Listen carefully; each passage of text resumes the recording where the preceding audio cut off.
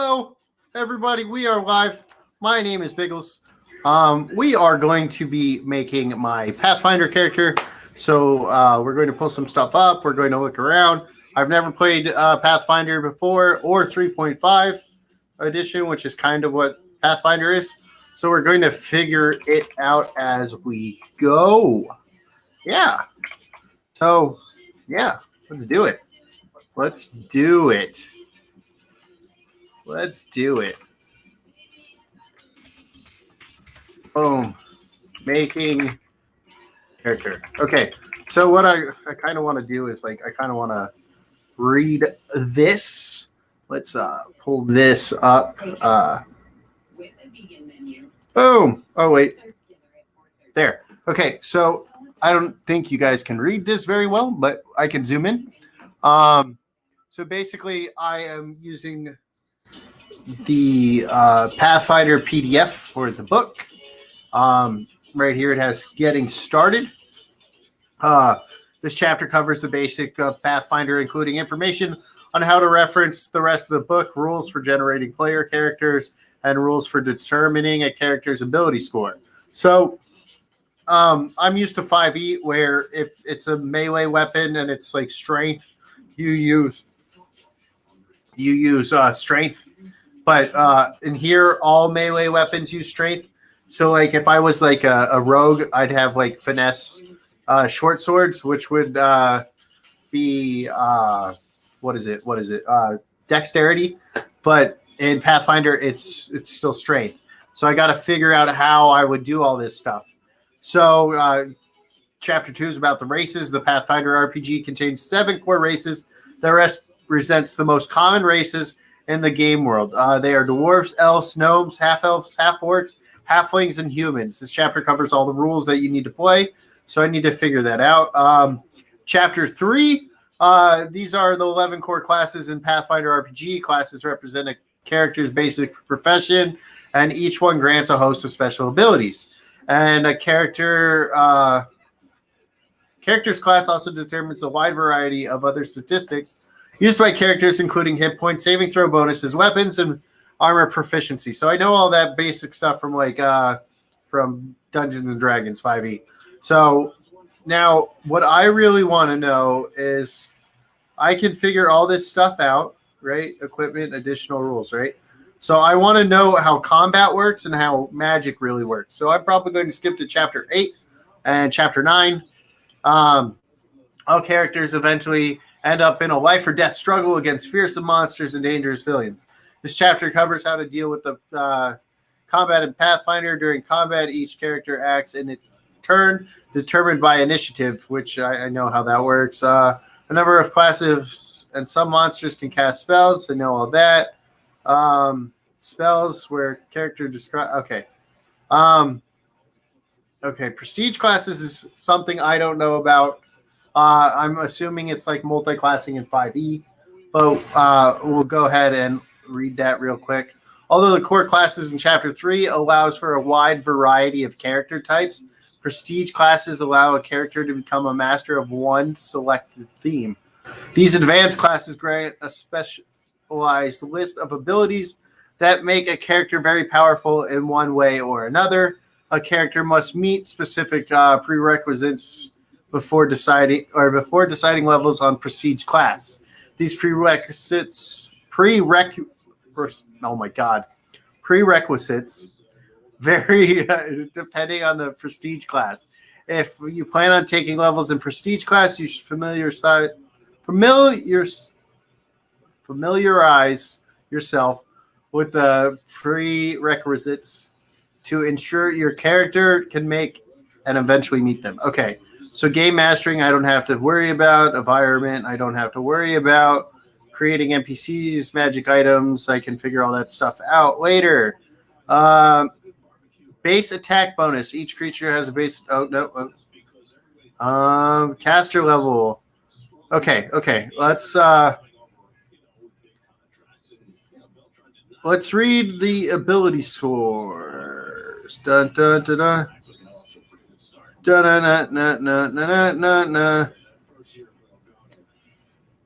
Don't care about that. multiplaying, rounding. Okay, I want to know how the combat system actually works. So I'm going to work my way through this, and while we're doing that, I'll just be on here. So I like to figure out what the hell I'm doing. Spell like spells, blah blah blah, supernatural, example of play. I don't need an example on how to play. I know how to role play. Creating a character. All right, generating a character. Let's go back to here. And let's zoom in just a little bit more. When generating a character, start with your character concept. Do you want a character who goes toe-to-toe with terrible monsters, matching sword and shield against claws and fingers? Claws, fangs?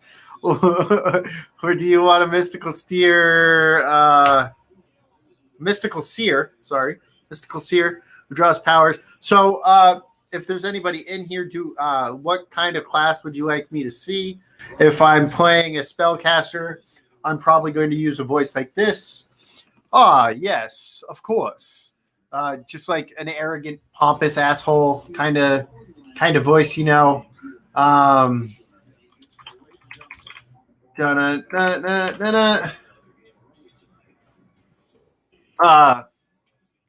if it's like a brute kind of character, it's going to be like, oh yeah, like a deeper voice.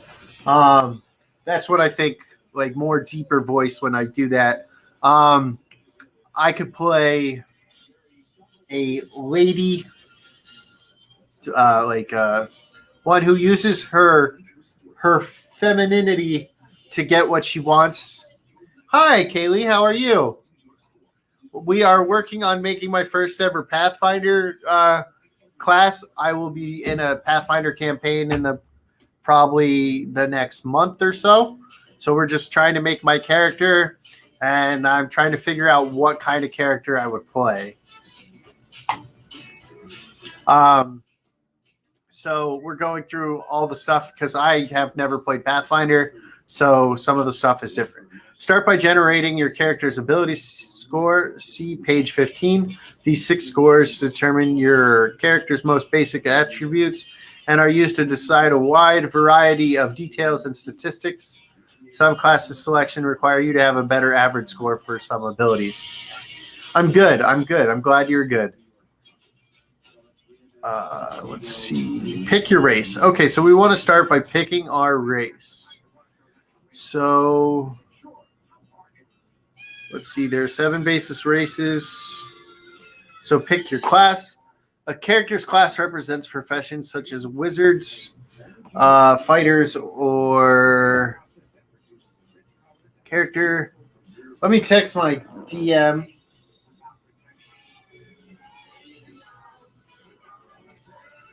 You working? Question mark. Okay, I'm going to send him a link just in case. So if he is here.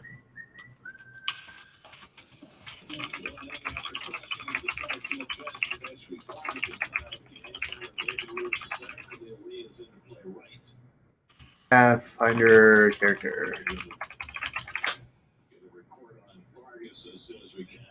Let's see. Is he working? He didn't reply. Okay. That's fine. So a character. Let me just send that. This is a new character. He starts at first level choosing a class. Experience and defeats monsters. Okay, pick 4. Pick skills and select feats to determine the number. The number. Okay, number of skills. I didn't realize that it wasn't all there. Okay, number of skills possessed by your character based on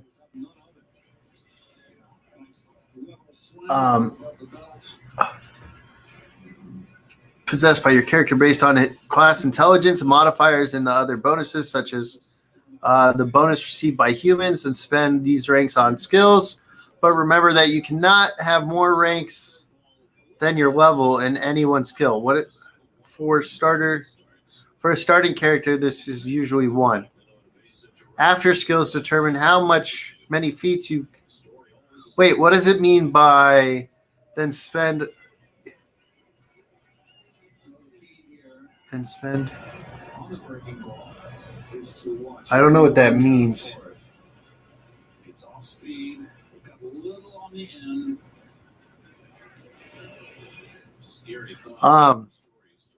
Okay, I'm not going to worry about buying equipment, finishing details. Finally, you determine. Okay, ability scores. Okay, generating ability scores. Methods. Each of these methods give a different flexibility, random character generator, racial modifiers against that. Roll 4d6s. So 4d6s. Let's see. What do I have that I can use for d6s? Do I have anything I can use?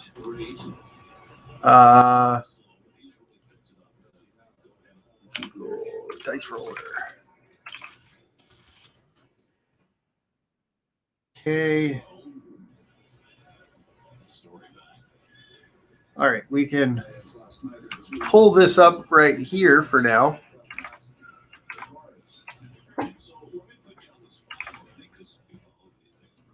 Okay. So now we have the dice roller, right? And it said 4d6s.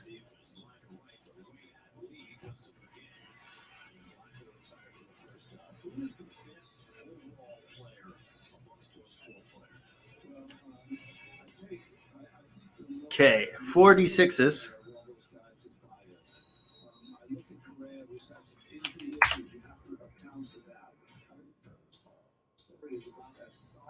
So 18. Wait, let's see.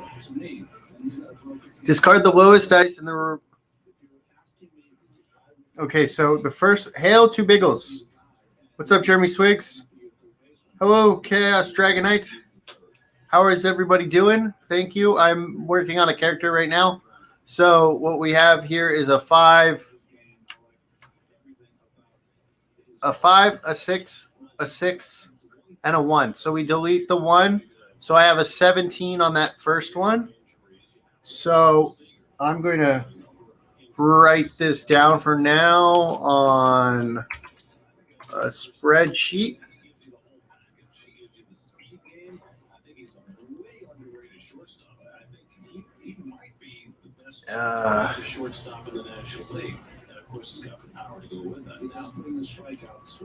So 5, 6, 6.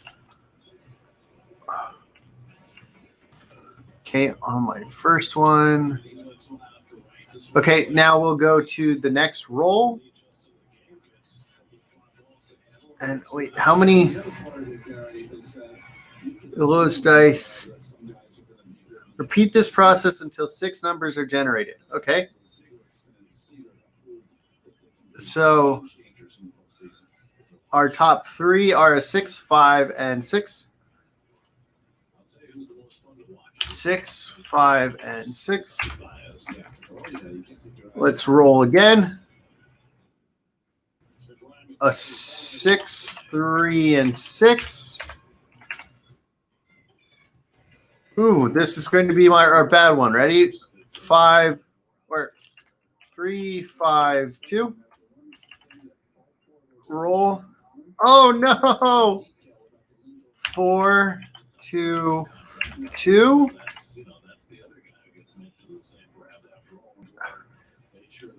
5, 5, 5. Okay. So equals.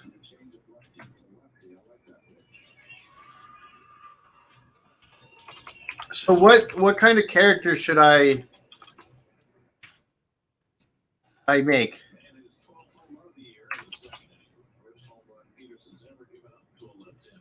Okay. What? All right. I tried Pathfinder back when I was 20, and also played Call of Cthulhu. All right.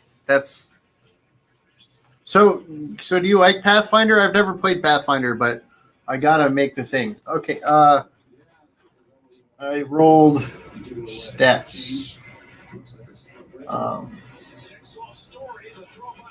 I am streaming on my YouTube. You should make a god. How do I make a god? And apparently dress a partially dressed, overpowered whammon. That seems to work. I could be a whammon. That's I could use a voice for a woman. Maybe like a little. Try to be like a southern lady. Let's see. 16, I think, was the page I was on. Yeah. So okay. So I've worked on creating good old falsetto.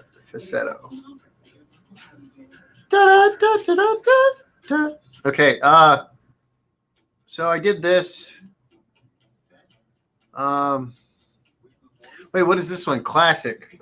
Roll 3d6s and add the dice together.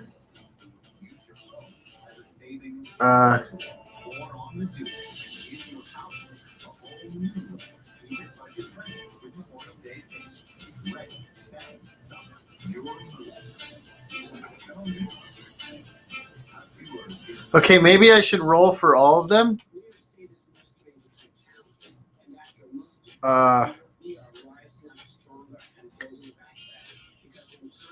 Let's see. 3d6s.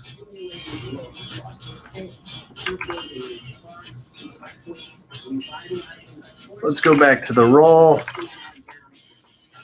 Okay, so it says 3d6s for this set.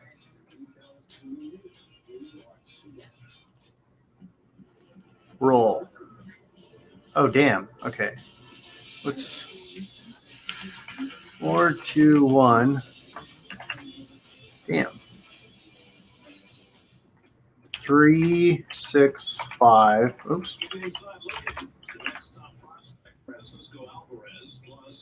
2, 2, 5. I don't like this one. Hopefully this is the one we do. 5, 4, 2. 4, 6, 5. 1, 2, 3, 4, 5. 5, 5, 6.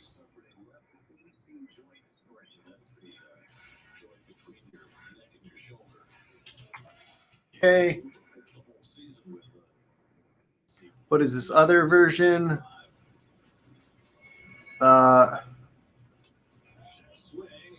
Roll 2d6 and then add 6. Okay, 2, 5, 5, 6, 6, 6, 6, 6, 1, 2, 3, 4, 5, 6. Okay. Roll 4. Oops. 3, 6, 4, 6, 4, 4, 6, 5, 6.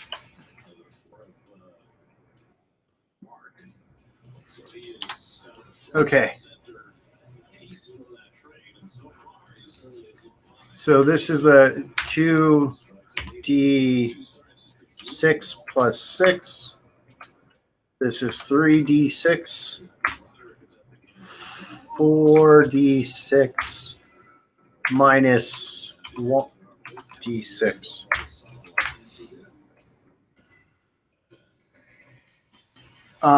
Okay, so let's go back to here. 16. Page 16.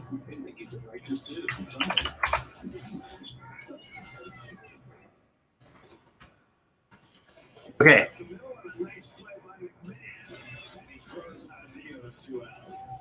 Well, my friend and I just made characters and going through the rules, but that's about how far we went. Oh, okay.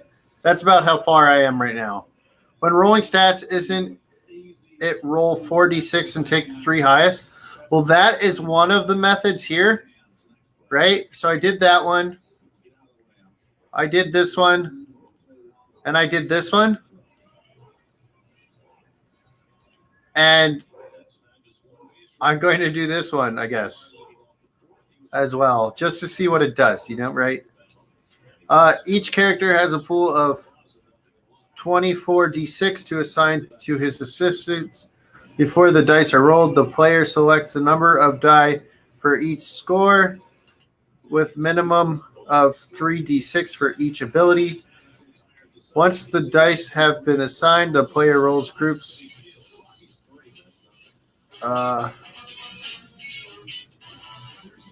GM should increase the total number of dice to 28.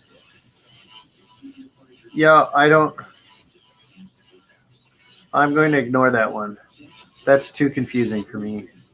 And if Jeremy doesn't say we're doing it, then we'll do it. Determine bonuses. Each ability after changes made because of race has a modifier ranging from -5 to +5. Table 1 to 3 shows the modifier for each. Okay, so those are probably the same as 5e. You apply 2 dice roll when your character tries something related to that ability. Okay, I know how those work. Okay, so I need to know how the abilities work in this version because they work differently. Because melee is all strength and not always and doesn't always use dex like it does in 5e. So let's figure this out. Okay. Strength measures muscle and physical power. This is important for those who engage in hand-to-hand or melee combat, such as a fighter, monk, and paladin, and some rangers. So rogues aren't supposed to be melee in this. Strength also sets a maximum amount of weight your character can carry. A character with a strength score of 0 is too weak to move in any way and is unconscious. What? Some creatures do not possess a strength score, have no modifier. You apply your character's strength modifier to melee attack rolls, damage rolls while using a melee weapon or a throw weapon, including a sling. Exception offhand attacks receive only half the character's strength bonus. So if I have an offhand and my strength is +4, I only get +2 on my offhand. That's good to know. Already did that one. So score. What? Okay, so this is different right here. Look at this. So like you get +1 for being at 11, but +2. Right? Oh, wait. Is this for point buy? Low fantasy 10 standard. Wait, what does that even mean? Two-handed attacks receive 1 1/2 times the strength bonus. A strength penalty, but not a bonus applied to it. What? What? I'm confused. Climb and swim checks. Okay. Strength checks are for breaking down doors and the likes. Okay. I need to figure out what this means. I'll need to ask Jeremy. Let's see. Dex. Dexterity means agility, reflex, and balance. This ability is the most important one for rogues, but it's also useful for characters who wear light or medium armor or no armor at all. The ability is vital for characters seeking to excel with ranged weapons such as a bow or a sling. A character with dexterity score of 0 is incapable of moving and is efficiently immobile, but not unconscious. Wait, so if you have like a 10 in strength, you can't move? And if you have a 10 in dex, which is a 0, you can't, you're very immobile. I don't get it. You apply your character's dexterity modifier to range attack rolls, including those for attacks made with bows, crossbows, throwing axes, and many ranged spell attacks like Scorching Ray or Searing Light. Okay, so this is different from the other one. So if I want to shoot a spell, some of them are dexterity rolls, which is fucking weird as shit to me. That's fucking confusing, right? Armor class, AC provides the character can react to the attack. Okay, reflex saving throws for avoiding fireballs and other attacks that you can escape by moving quickly. So it sounds like Dex is like your most important ability. Acrobats, disable, disguise, escape artists, fly, ride, sleight of hand, and stealth checks. All right. Constitution represents your character's health and stamina. Constitution bonuses increases a character's hit points, so the ability is important for all classes. Some creatures, such as undead constructs, do not have a Constitution score. Their modifier is +0 for any Constitution-based check, and a character with a Constitution score of 0 is dead. What? You apply your character's Constitution modifier to each roll of hit die. Through a penalty, can never drop a result below 1.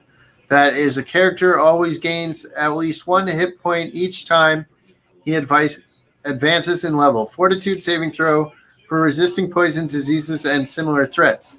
If a character's Constitution score changes enough to alter his or her Constitution modifier, the character's hit points are also increased or decreased accordingly.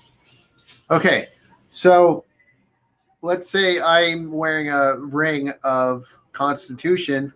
That gives me +2 to Constitution. That adds to all my health points. But when I take that ring off, I lose all those extra health points. Got it. Intelligence. Intelligence determines how well your character learns and reasons. The ability is important for wizards because it affects their spellcasting abilities in many ways. Creatures of animal level instinct have intelligence scores of 1 or 2. Any creature capable of understanding speech has a score of at least 3. Oh, these aren't modifiers. Those are your scores. Okay, I get it. A character with an intelligence score of 0 is comatose. Some creatures do not possess an intelligence score. Their modifier is +0 for any intelligent base. Okay. I get it now. Okay. The ability modifies and bonus spells. Can't cast spells. Okay. So if I have an 18, I can cast 4 spells at first level? Is that how this works? I'll have to figure this out when I talk to Jeremy. Okay. You apply your character's intelligence modifier to the number of bonus languages your character knows at the start of the game. These are in addition to any starting racial or common. If you have any penalty, you can still read and speak your rate. Okay, sweet. So let's say I use this score that I had, and I use this 17, right? So I rolled a 17, and I use the 17. That means I have a +3, I think, right? So I would have 3 extra languages based on this, I think. I could be wrong, but the number of skill points gained at each level through your character always gets at least 1 skill point per level. Okay. Appraise, craft, knowledge, linguistics, and spell craft checks. Okay. A wizard gains bonus spells based on his intelligence score. The minimum intelligence score needed to cast a wizard spell is 10 plus the spell's level. So with that, I would have 3 extra spells, I think, if I use my 17. Okay. So that's actually a lot cooler than 5e. So hopefully I can figure this shit out and play. This game will probably be played on Sunday nights. And we're going to be playing with my friend Jeremy, who hosts a Pathfinder game every Tuesday night on Twitch. Okay, wisdom. Wisdom describes the character's willpower, common sense, awareness, and intuition. Wisdom is the most important ability for clerics and druids, and it's the most important for paladins and rangers. If you want your character to have acute sense, put a high score in wisdom. Every creature has a wisdom score. Character with a wisdom score of 0 is incapable of rational thought and is unconscious. Your ability, your character wisdom modifier 2, will saving throws for negating the effects of charm, person, and other spells. Heal, perception, profession, sense, motive, and survival checks. Cleric and druids and rangers get bonus based on their wisdom score. The minimum wisdom score needed to cast is 10 plus 0. Okay, cool. So charisma measures a character's personality, person's magnitude, ability to lead, and appearance. It is the most important ability for paladins, sorcerers, and bards. It is also important for clerics since it affects their ability to channel energy for undead creatures. Charisma is measured of their unnatural life force. Every creature has a charisma score. A character with a charisma score of 0 is not able to exert himself in any way and is unconscious. You apply your character's charisma modifier to bluff, diplomacy, disguise, handle, and intimidation, performance, and use magical device checks. Checks that represent attempt to influence other, channel energy, DC for clerics or paladins attempting to harm a foe. Bard, paladin, and sorcerers gain a number of bonus. So here's the classes I'm thinking based on these stats. I would like to try a spellcaster. So I would like to be maybe a wizard, and so be like intelligent. I could be a bard. The bard would probably be, I'd probably be like sing songs and role play. I'll probably use the same voice as I would use for the wizard. Yes, of course. Like, kind of like a little like fancy pants, kind of like a higher society type character. Maybe like if I do the girly voice. That was awful. I'll have to work on a girl voice. Maybe do a girl character and have her kind of be like a rogue. So bard, wizard, rogue, and probably a big dumb brute, which will maybe. But I want to try to play something different. I don't always want to be a brute, you know. Let's see. What are these races? All right. What kind of race should I be? Let's look at what they have first. All right. These are what they look like height-wise. Look, the gnome is taller than the halfling.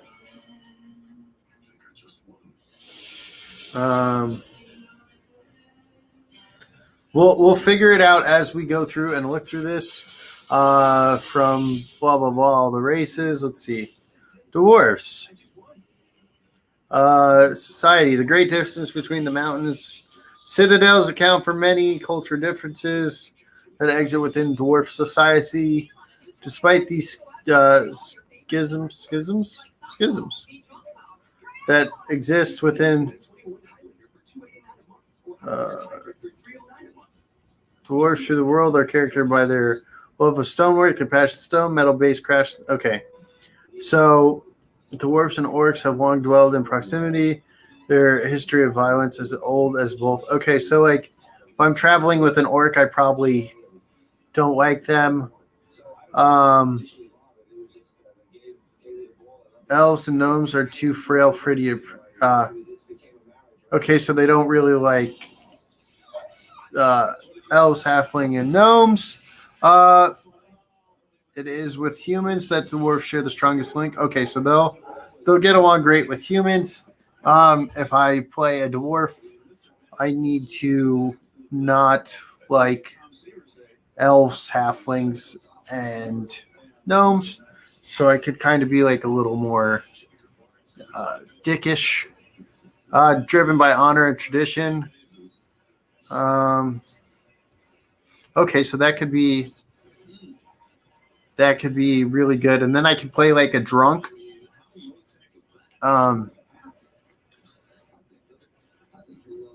Okay.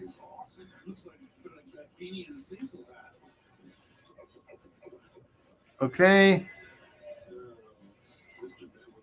Let's see. Okay, so dwarfs get Constitution +2 to Wisdom, but -2 Charisma. So that would take away the Bard. Dwarves are both tough and wise, but also a bit gruff. They're medium. Dwarves are medium creatures, no bonuses. Slow and steady. Dwarves has okay, so they move a lot slower. But let's say I have like a lot of stuff and I'm carrying a lot of stuff. I still move 20 feet rather than get a movement disability. Let's see. Defense training. Dwarves get a +4 dodge bonus to AC against monsters of giant subtypes. So if I'm playing against giant, like I get a +4. Okay, so that's good to know. Greed. Dwarves receive a +2 racial bonus on appraise skills. Check. Okay, so that's cool. If I want to like sell stuff, I can like appraise items and I get a +2 to read it. Hatred. Oops, sorry. Dwarfs receive a +1 bonus on attack rolls against humanoids, creatures of the orc and goblinoid subtypes due to special training against these hated foes. Okay, so I would get a +1 if I attack. Oh, this is actually kind of cool. This like fits into the role playing. Hardy. Dwarves receive a +2 racial bonus on saving against poison spells and spell-like abilities. Oh, that's pretty sick, though. Wait. What? I just heard something. What? I don't know. Okay, I thought I heard something.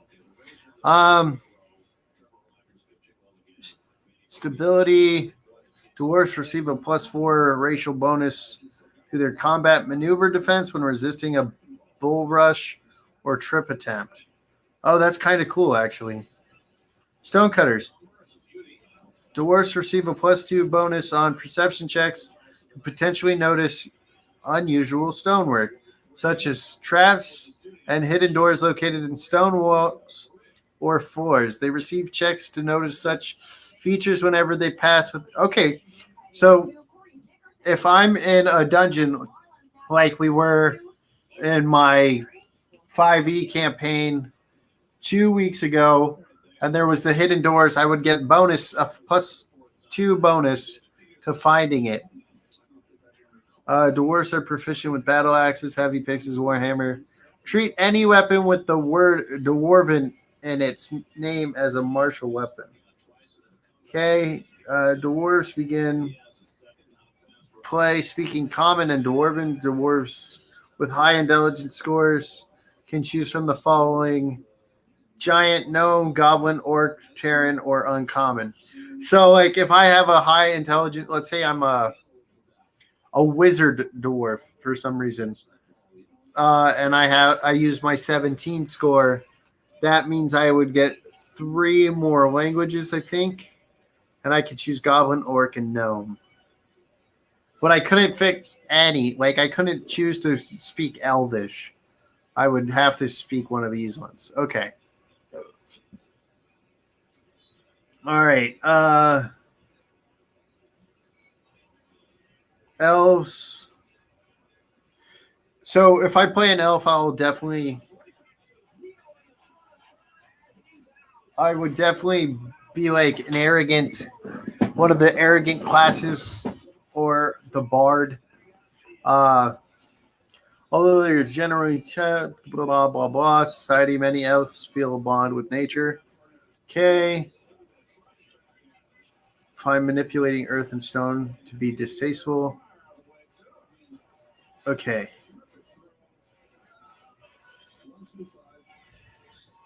Elves are prone to dismiss other races, writing them off as rash and impulsive, yet they are excellent judge of character. An elf might not want want a dwarf neighbor, but would be the first to acknowledge that the dwarf's skill at smithing,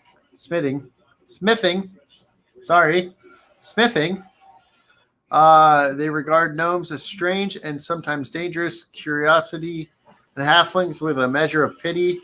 For these small folks seem to the elves to be adrift without a traditional home. Elves are fascinated with humans and evidenced by the number of half elves in the world. Even if they usually disown such offspring, they regard half orcs with distrust and suspicion. Elves are emotional and capricious. I don't know what that means.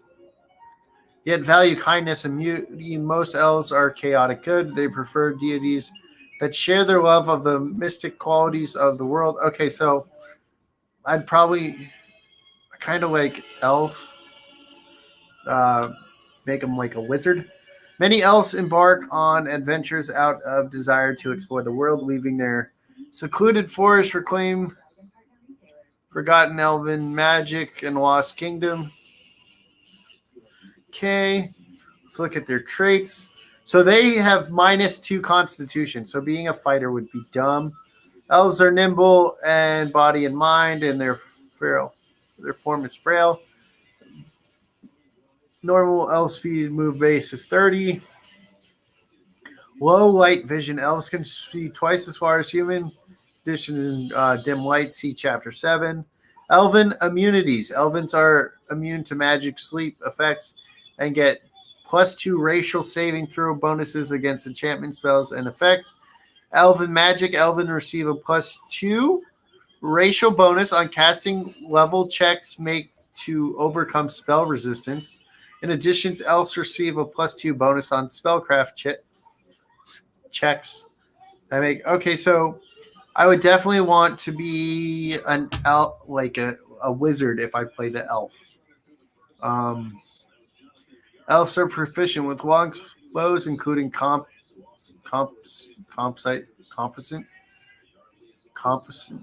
whatever, longbows, composite longbows, long swords, rapier, and short bows, including composite short bows, and treat any weapons with the word Elven in as martial weapons. Okay.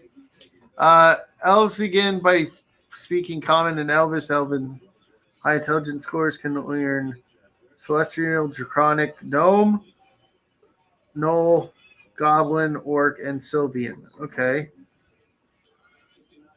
I don't really think I would want to play a Gnome, but let's look. Gnomes have difficulty interacting with other races, or both emotional and physical level. I think if I talk like a gnome, I'm going to be like this. So I can speak like this the whole time and be a gnome. Yes, I have a feeling that this could be very fun for me. Ha Okay. Gnomes have a difficulty interacting with other races, or both emotional and physical level. Gnomes' humor is hard to translate and often comes across as malicious or senseless to other races, while gnomes in turn tend to think of taller races as dull and lumbering giants. They get along well with halflings and humans, but are overly fond of playing jokes on dwarves and half-orcs, whom most gnomes feel need to lighten up. They respect elves, but often grow frustrated with the cooperative slow pace at which members of long-lived races make decisions. Inactive. All right. Although gnomes are impulsive tricksters with sometimes inscrutable motives, so you'll sound like Skizzles. Yes, I will basically sound like Skizzles. Small and pathetic. Yes. Just like Skizzles. Adventures. I don't know. I don't know. Let's see. Maybe base speed of 20. Gnomes are small creatures and gain 1 AC. Wait.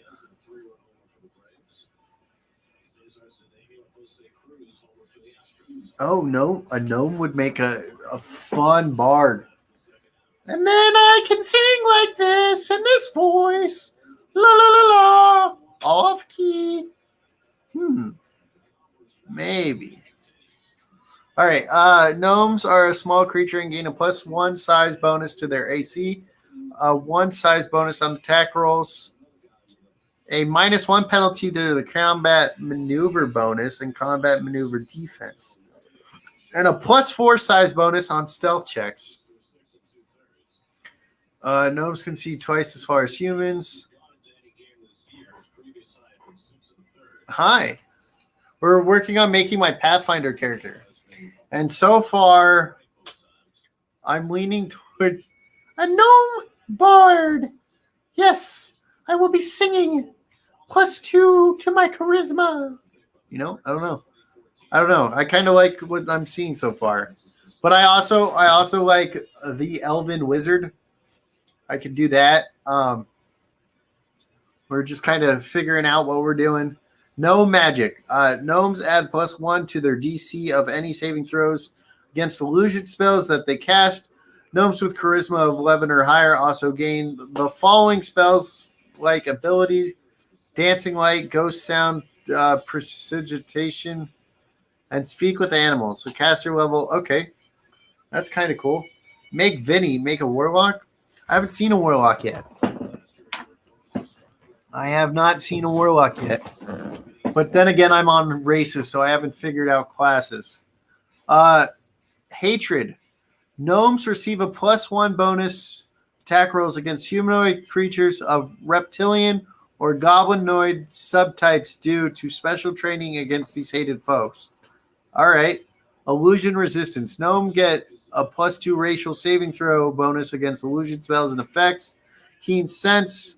Gnomes receive a +2 racial bonus on perception skill checks. Okay. Obsession gnomes or obsessive. Gnomes receive a +2 racial bonus on craft or perception skill of their choice. Weapon for any weapon as. Oh, okay. Gnomes begin speaking Common, Gnome, and Sylvian. Gnomes with higher intelligence scores can choose Draconic, Dwarven, Elven, Goblin. Okay. Let's see.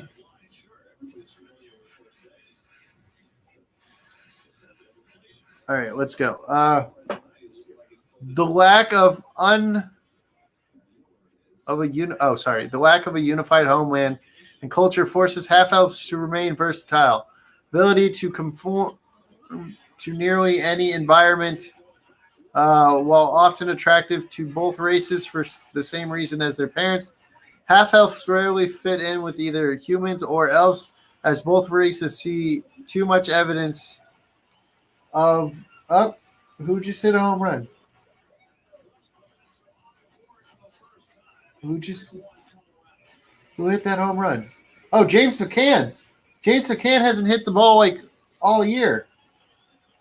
Holy crap. And he's playing first base today and not catcher. Okay, sorry. Back to Pathfinder. Okay.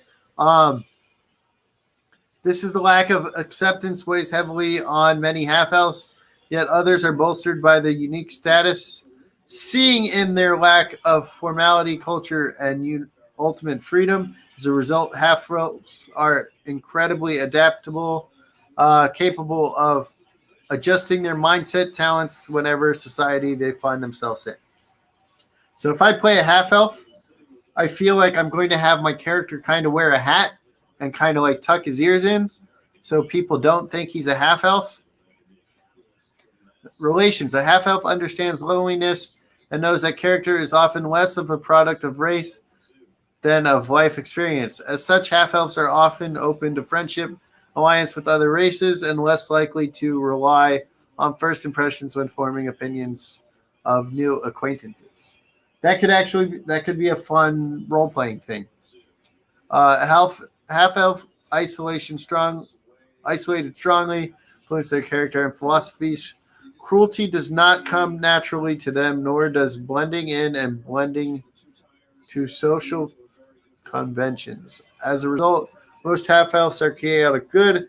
Half elves lack of a unified culture makes them less difficult to turn to religion, but those who generally follow the common faiths of their homeland. Okay. So a half elf could be very fun. +2 to 1 ability score. Half elf characters get a +2 bonus to 1 ability score of their choice at creation to represent their varied nature. Okay, medium. No to the spells, 30 movement speed. Half elf can see twice as far. Okay. Half elves receive skill focus on a bonus feat at first level. Skill focus as a bonus feat. What does that mean? Skilled focus. What is a skilled focus? Bonus feat.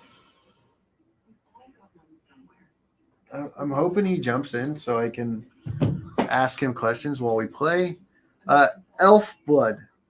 Elves count as both elves and humans for any effects related to race.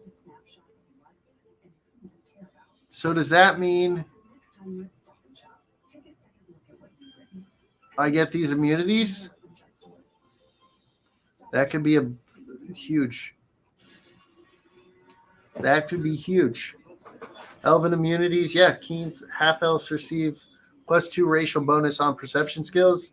Half elves choose 2 favored classes at first level and gain 1 hit point or 1 skill point whenever they take a level in either one of those classes. See chapter. Oh, my favored class. Oh, this sounds like such a cool feature. I might go half elf. And half elf doesn't have a minus to anything. Common and Elvens.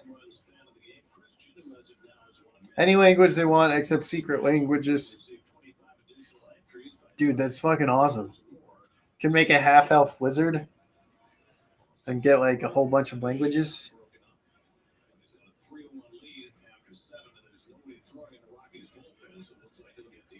Half orc.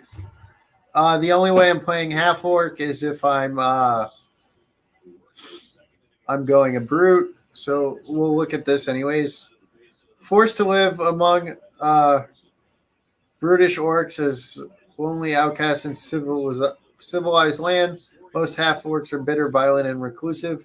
Evil comes easy for them, but they are not evil by nature. Rather, most half orcs are chaotic neutral, having been taught by a long experience that there's no point in doing anything but that which directly benefits themselves. When they bother to worship God, they tend to favor deities that promote warfare or individual strengths, such as staunchy, independent, many half orcs out of necessity seeking to their painful past. Through relationships, real time.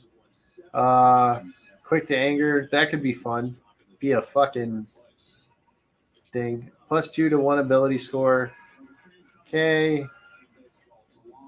30 can see in the dark up to 60 feet. Intimidation.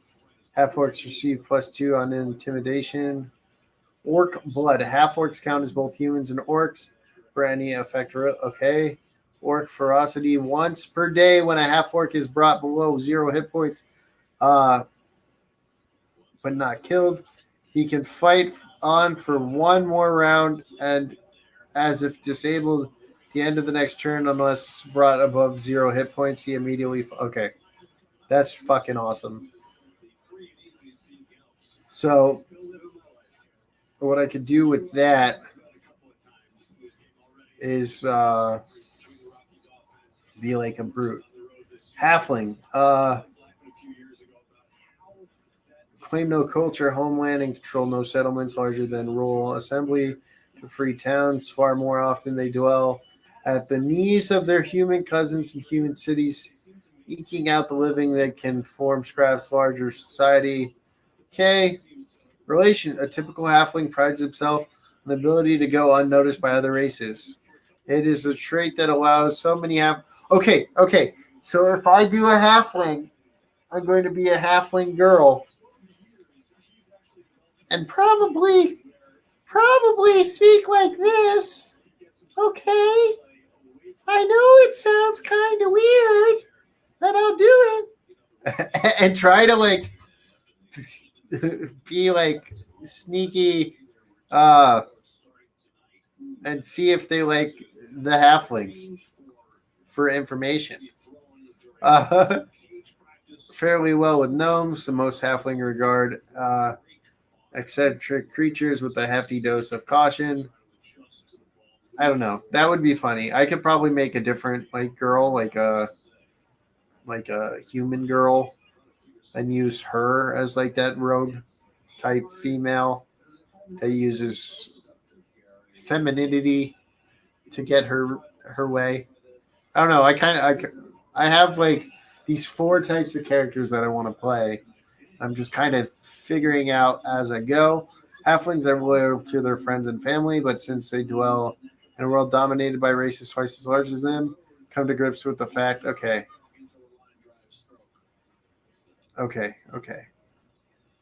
Let's see. +2 to Dex, +2 to Charisma, but -2 Strength. Okay. Halflings are small creatures, gain a +1 size bonus to their AC, a +1 size bonus on attack rolls, a -1 penalty on maneuvers, a +4. Okay. They only move at 20. Fearless receive a +2 on all saving throws against fears. The bonus stats with great halfling luck. Halfling luck. +1 bonus on all saving throws. Halflings receive a +2 on perception, +2 on acrobats and climb. Halflings are proficient with anything. Okay.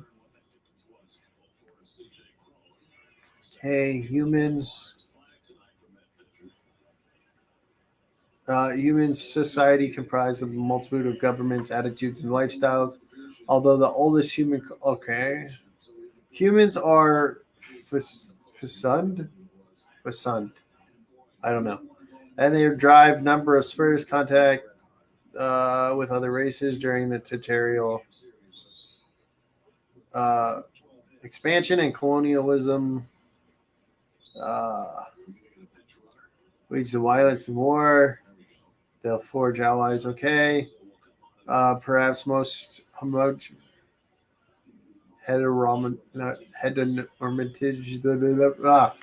all common races. Blah adventures alone. Unlike generally claims. Okay. +2 to any ability score. Medium. Gain skills ranked at first level of 1 additional. Okay. All right. Classes.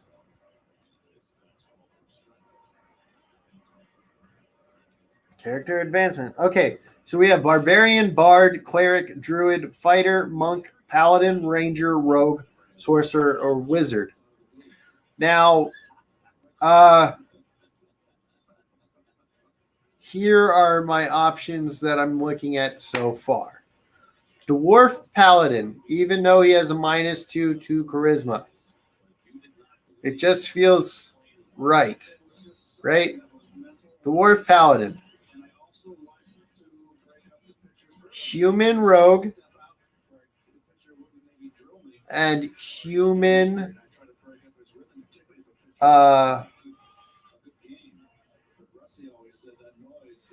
human wizard.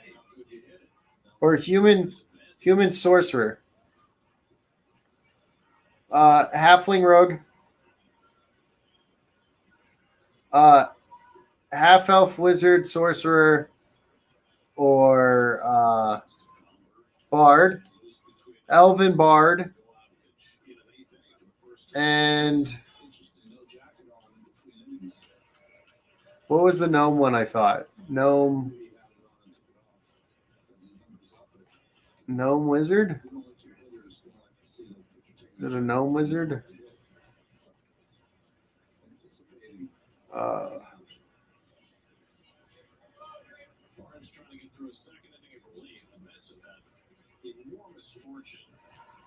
Maybe a gnome wizard, I think. Okay. So we have these options. Character advancement and level. What? Oh, that's like gaining levels. Okay. As a player character overcomes challenges, they gain experience points at these points, accumulate PC advance in level and power. So,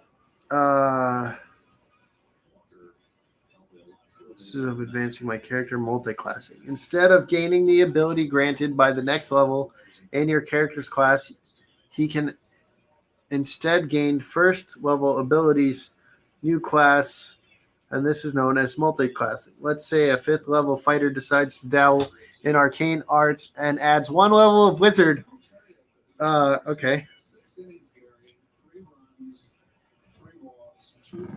Okay, so favorite classes is what we wanted to look at earlier because I didn't know what it meant. Each character begins play with a single favorite class of his choosing. Typically, this is the same class as one of he chooses at first level.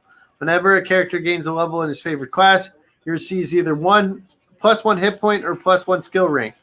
The choice of favorite class cannot be changed once the character is created, and the choice of gaining hit points or a skill point each time character gains a level, including his first level, cannot be changed once made for a particular level.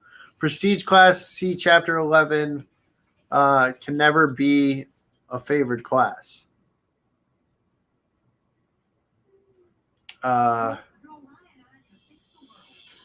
Okay.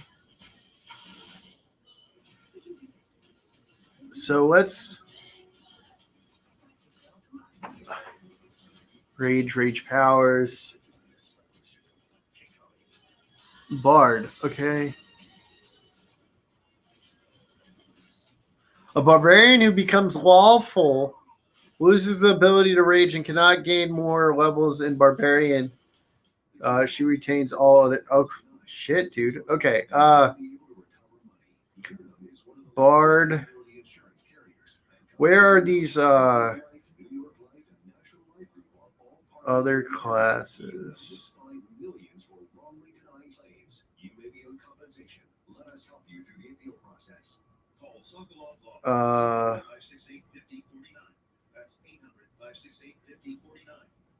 Air domain, article domain. Okay, so those are clerics. Ex-cleric. Look at this.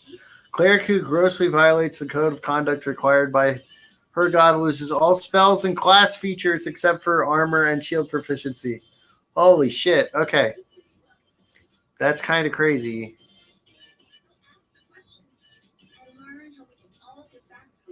Okay. Fire domain, good domain, healing domain, glory domain.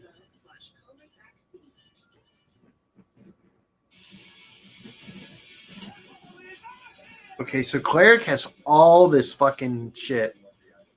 Okay.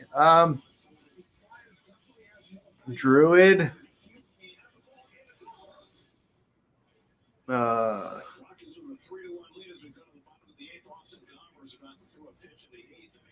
Ex-druids. Okay. Badger Wolverine. Okay, so this is all the shapes they can take. Fighter.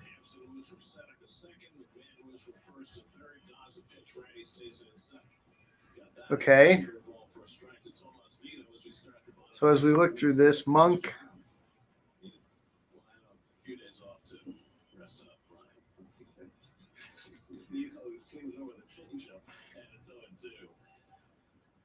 Since the start of last year has an 880 OPS, only 3 catchers in the game have a higher one. Paladin. 3 pitches against Hampson to start the bottom of the 8th. 7 strikeouts now for Gomber. Okay.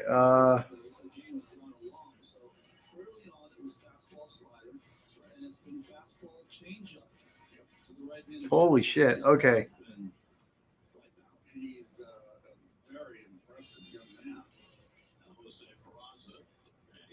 All right, let's see what an X rogue.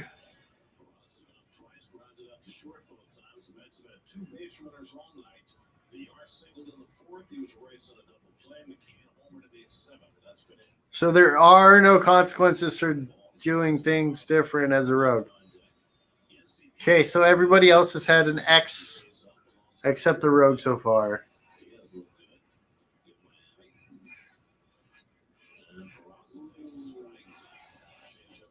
Okay. Sorcerers look kind of cool.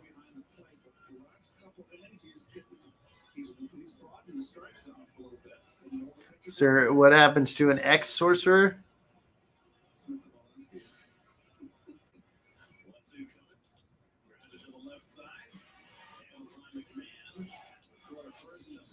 Okay, so there's no X sorcerer. Wizards.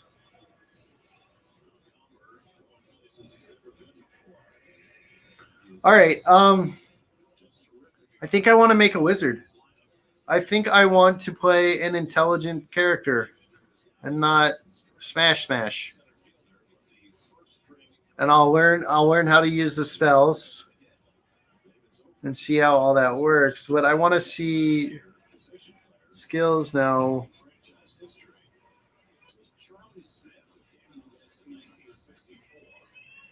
They said chapter 11.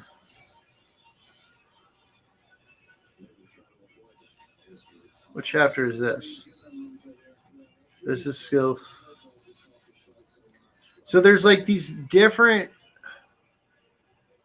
What is this? Feats. No, we'll go back to those. They said there's like these different classes. Equipment.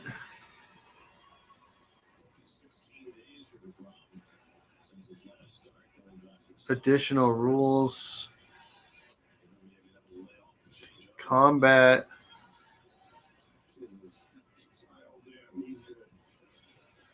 Magic. Spells.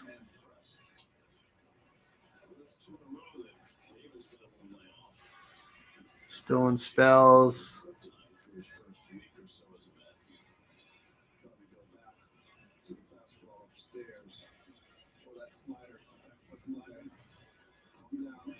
Still spells. They said it was chapter 11.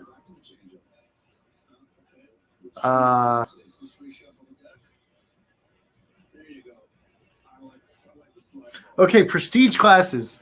Let's find out about prestige classes. Before we pick anything else, like I would like to know what these prestige classes are so I can go back and probably choose a character that will go into this. Like Arcane Archer. That sounds like a fighter, you know? Right? Okay. Characters take bonuses. Chapter prestige to 10 prestige class. Arcane Archer, an arcane spellcaster who draws upon ancient elven traditions to infuse his arrows. Okay, so that sounds actually pretty fucking awesome. Okay, Arcane Trickster is a troublemaker and scoundrel who uses arcane magic to enhance her thievery or trickery. Okay, Assassin, a remorseless murderer who kills for money and the sheer thrill of death dealing. All right. Dragon Disciple, an arcane spellcaster who has embraced the latent draconic heritage and over the course of training, devotion undergoes a particular transformation into a dragon. Oh, shit. That sounds fucking awesome. Okay, Duelist, a swashbuckling sword fighter.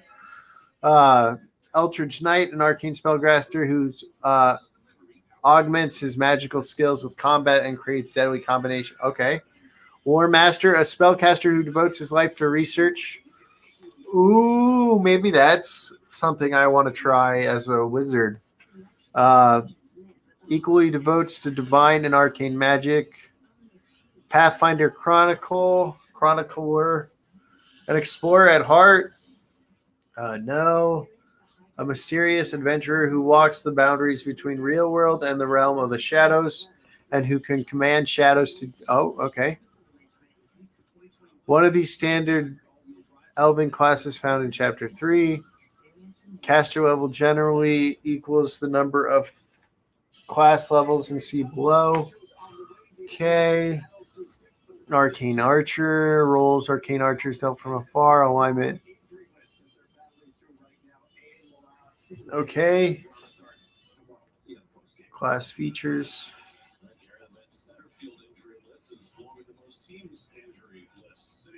All right, so as we go through all of this, I'm looking at these characters, and as of right now, I'm really liking half elf, maybe a wizard or a sorcerer. So I could be like, oh yeah, fuck you, or like an arrogant elf caster. So I'm thinking casters. But look at this. This has sneak attacks and everything. What is this? Arcane Trickster? I can get sneak attacks as an Arcane Trickster. Assassin. Uncanny Dodge. Poison use. Maybe I'd want to be a poisoned use. But this Dragon Disciple. So this has caught my eye. At some of the most ancient and powerful things, blah, blah, blah. With acceptable individuals like so I could be a dragon sorcerer, like a dragon type sorcerer as I do this with draconic powers. As a result, the blood of a dragon runs through their veins at many races. For some sorceress bloodline, yeah, right, and others, however, have the power become an expression. Spellcasters who embrace their draconic heritage and learn the ability to channel their abilities can become a dragon disciple. Fierce warriors who possess not only the repertoire to accomplish sorcerer or be accomplished sorcerer, but the ability to unleash furious powers of dragons upon their foes. And a dragon disciple discovered the power. Dude, that sounds fucking awesome. With the magic of spellcasting class of their disposal, disciples can assume the typical role of magic user, hampering the movement of the enemy and hurling dragon damage like dealing spells at their opponent. Dragon Disciples' draconic ability, however, makes them versatile spellcasters even more formidable, as they can use their breath weapon and flight. Oh my god.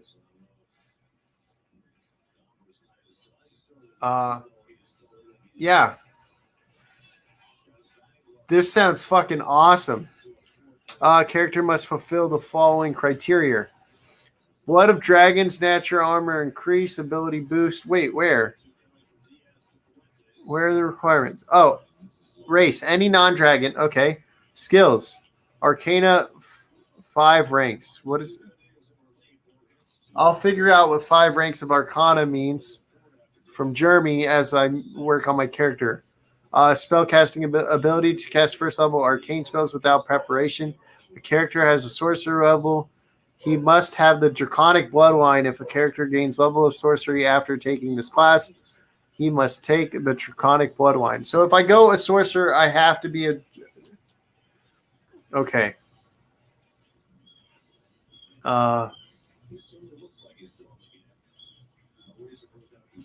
Okay, so that sounds fucking awesome. So that might be a class I look into.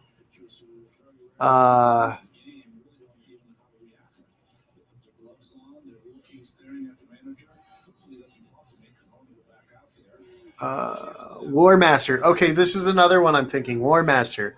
War Master is gatherer and keeper of secrets. He is often obsessed by the written word with cryptic and arcane lore Serving as his devoted mistress, holding it to the... Okay, so that sounds cool. Let's look at his prerequisites. Requirements. To qualify to become a warrior, must fulfill the following. Knowledge of any 7 ranks in each. Okay, I'll figure that out. Any 3 meta magic or item creation feats plus a skill. Okay, so we'll work. I'll work on all this to figure it out with Jeremy.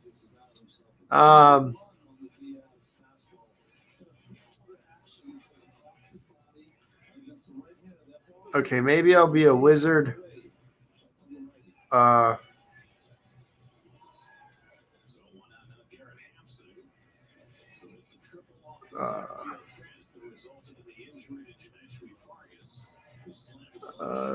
No. All right, so now that we've gone over a lot of this stuff, Shadow Dancer. Shadow Dancer sounds cool too.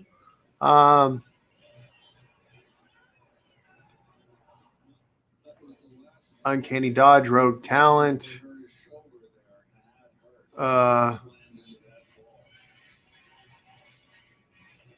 Shadow Jump. What are the fuck? Okay, I don't need to know that. Where are the requirements? Requirements. Stealth skills 5 ranks, perform dance 2 ranks, combat reflex, dodge, mobility. All right, so I've seen a couple of these. I will figure this out. We'll do another stream of the actual creation of the character, probably later in the week. Thank you, everybody, for being here. I hope you have a great day, and I will catch you all later.